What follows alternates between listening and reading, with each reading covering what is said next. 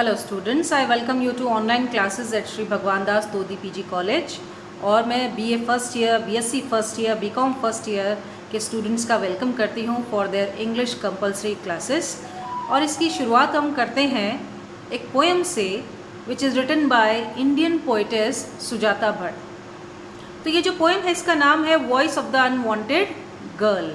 Unwanted का मतलब अनचाही लड़की। तो ये आवाज़ है उस बच्ची की जो जन्म नहीं ले सकी, दुनिया में अपना जीवन जो है शुरू नहीं कर सकी। इसे लिखने वाली जो पोइटेस हैं उनका नाम है Sujata Bhatt, an Indian poet and native speaker of Gujarati. तो गुजरात अहमदाबाद से हैं ये, और बाद में इन्होंने ये अमेरिका चली गई, वहीं पे रहती हैं। Born on 6 May 1956 and lives in she is from Ahmedabad. University of Iowa से इनका एजुकेशन हुआ है और इन्हें कॉलमंडले अवार्ड मिला है, और इनके ऊपर एक मूवी भी बनी है बैजर। तो Sujata Bhatt is one of the finest living poets in India. In this poem she has voiced a concern about gender bias. तो उसने अपना कंसर्न यानी चिंता जाहिर करी है जेंडर बायस को लेकर। जेंडर यानी कि जब किसी के बच्चा होने वाला होता है तो सभी ये उम्मीद करते हैं कि लड़का हो जाए, तो लड़की क्यों ना हो जाए। इनफैक्ट की जो फीमेल्स है वो भी यही क्या चाहती हैं कि वो किसे जन्म दें, लड़के को जन्म दें, जो कि एक तरह का दबाव होता है, एक सामाजिक दबाव होता है। In our society girls are treated as inferior to boys. तो समाज में लड़कियों को लड़कों की तुलना में इन्फीरियर माना जाता है, कमतर माना जाता है। The birth of a girl is considered a misfortune. और अगर किसी के बेटी ने जन्म ले लिया तो वो अभागा माना जाता है।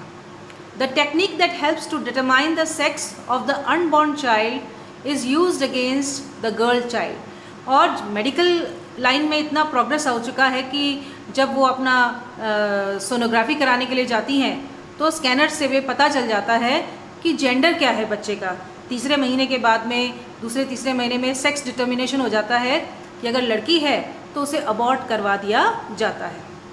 If the expected baby is a girl it is destroyed. That is why the difference between the numbers of boys and girls is widening day by day.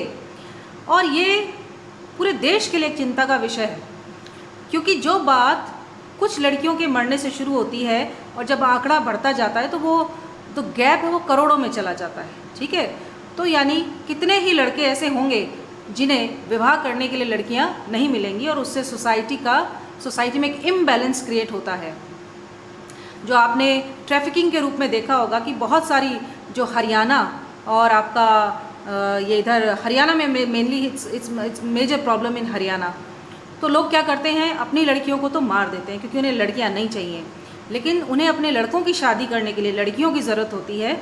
इसलिए बहुत सारी लड़कियों की ट्रैफिकिंग यानी उन्हें किडनैप करके लाया जाता है।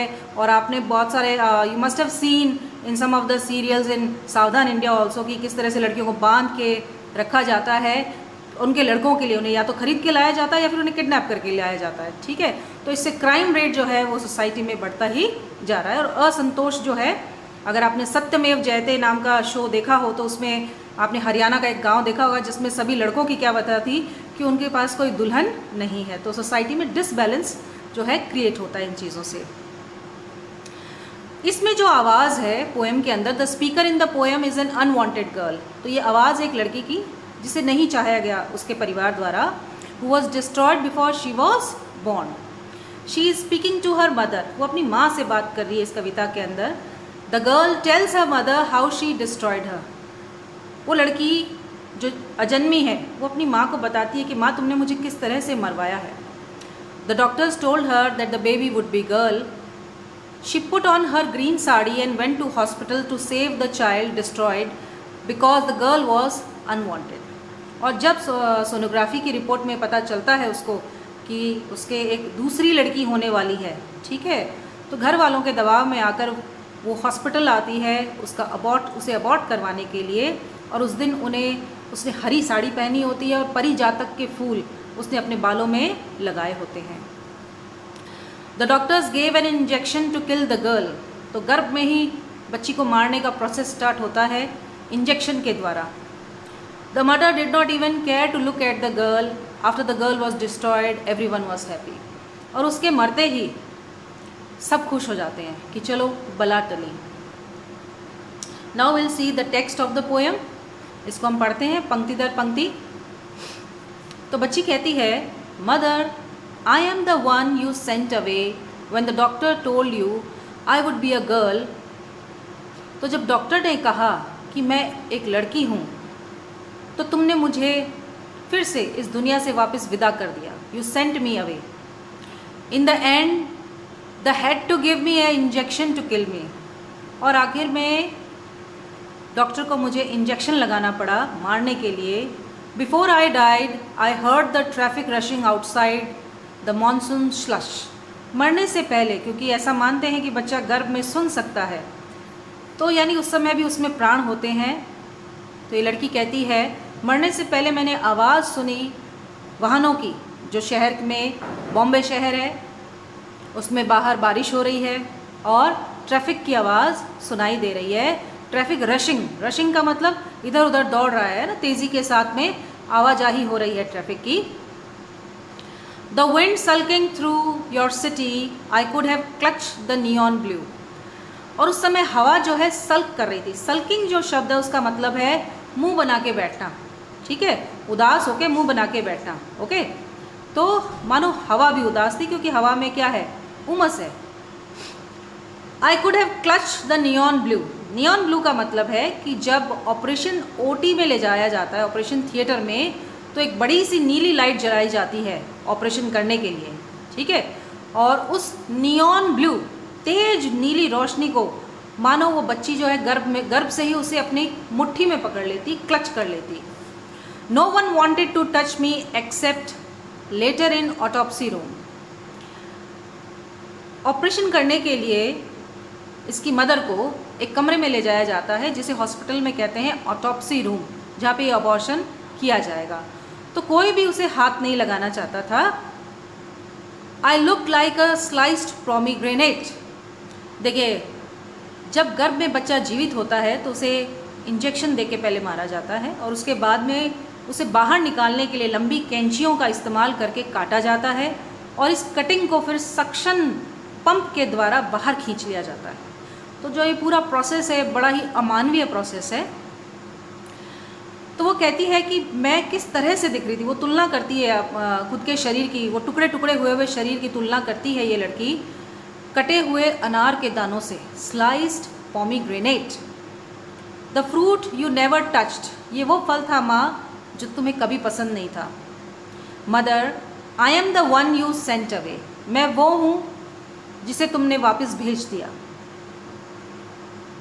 When doctors told you I would be a girl, your second girl. कब भेजा? जब तुम्हें पता चला कि दूसरी जो बच्चा है वो भी क्या है, एक लड़की है. Afterwards, as soon as you could put on your grass green sari, afterwards everyone smiled. और जब ये सब हो गया तो तुमने अपनी वापस से हरी साड़ी पहन ली और जिसका रंग था हरी घास सा. तो बच्ची मतलब कि उस समय इतनी उसमें प्राण है कि वो ये भी सेंस कर सकती है कि the mother is wearing A green sari. और फिर सबके चेहरों पे मुस्कुराहट आ गई कि चलो बला टली. But now I ask you to look at me. Mother look for me because I won't come to you in your dreams. वो कहती है, मदर मुझे ढूंढने की कोशिश करो, मेरा एहसास करो कि मैं तुम्हारी औलाद थी, लेकिन तुम अगर कोशिश भी करोगी तब भी मैं कभी तुम्हारे सपने में भी नहीं आऊँगी. यानी तुम कभी मेरे बारे में भविष्य में कभी सोचोगी भी नहीं कि तुमने मुझे खोया है. Because I won't be a flower, I won't turn into A butterfly and I am not a part of any one song. क्योंकि अगर मेरी मौत प्राकृतिक होती तो मैं दोबारा जन्म लेती, और अगर मैं दोबारा जन्म लेती तो मैं क्या बनती? या मैं कोई फूल बन सकती थी, या कोई तितली बन सकती थी, या अगर किसी कारणवश मेरी मौत होती तो लोग मुझे याद करते अपने गीतों में. Look for me mother because this is not God's will. वो कहती है, ढूंढो मुझे माँ, क्योंकि ये ईश्वर ने मुझे जन्म लेकर जीवन जीने के लिए भेजा था और तुमने ईश्वर की इच्छा, गॉड्स विल के विरुद्ध जाकर ये काम किया है. Mother because I smell of formaldehyde and still I wish you would look for me mother. और वो कहती है कि मदर, जो मेरा कटा फटा शरीर है उसमें फॉर्मिडाइल की स्मेल आ रही है। फॉर्मिडाइल यानी एक ऐसा जो है सोल्यूशन है, केमिकल सोल्यूशन है जिसका इस्तेमाल होता है during the operation. Okay, and the girl wishes कि मदर कभी तो ये याद करना कि तुम्हारे गर्भ में एक बच्ची थी। तो इसके साथ ये पोएम यहीं ख़त्म होती है। Thank you for listening. इससे जुड़े हुए जो प्रश्न हैं जो आपके एग्ज़ाम में आते हैं, तो वो एक तो आएगा कि मदर ने जो है ग्रीन साड़ी पहनी है और परिजातक के फूल लगाए हैं। दूसरा, बॉम्बे शहर है बाहर, ठीक है, जहाँ पे ये हो रहा है, ठीक है। और फिर यह है कि कौन किससे बात कर रहा है, तो इसमें जो लड़की है, जो अनवांटेड गर्ल है, वो मदर से बात कर रही है। फिर इसमें क्या इशू उठाया गया, इसमें इशू उठाया गया है जेंडर बायसनेस का, जो एक सोसाइटी का बहुत ही बड़ा जो क्रूर रूप है उसे दिखाया गया है, क्योंकि लड़कों को कभी अबॉर्ट नहीं कराया जाता, स्पेशली फीमेल्स। लेकिन जो हम सोचते हैं कि हम सही कर रहे हैं, वो वास्तव में जाके बहुत ही बड़ी सामाजिक जो है प्रॉब्लम बन जाती है later on for boys themselves, because equal जब तक नहीं प्रोपोर्शन होगा सोसाइटी में बैलेंस नहीं आ सकता। और हर किसी को जीने के अधिकार है, जो भी ईश्वर ने जिसे धरती पे भेजा है उसे जीने का अधिकार है। ये अधिकार उससे कोई भी नहीं छीन सकता। Thank you for listening, stay tuned up. मैं और भी वीडियोस बनाऊंगी for your English compulsory. Thank you.